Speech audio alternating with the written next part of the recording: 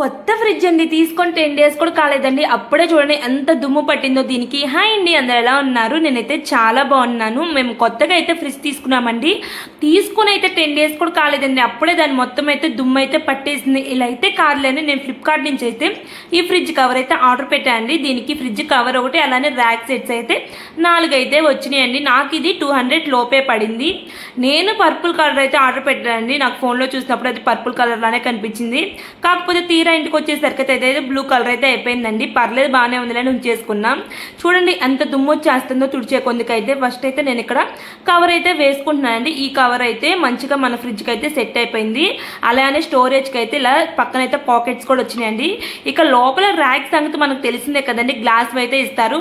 దాని మీద ఒక నూనె మరక పడినట్లయితే ఏమన్నా పడినా కానీ అస్సలు పోవు. అదే ఈ ర్యాక్స్ పైన ఈ షీట్స్ అయితే వేసామనుకోండి, వీటి మీద ఏం పడినా కానీ మనం శుభ్రంగా తీసుకుని అయితే క్లీన్ చేసుకోవచ్చండి. ఇప్పుడు చూడండి ఎంత నీట్గా కనిపిస్తుందో. మీకు నచ్చితే కామెంట్ చేయండి. బాయ్ అండి.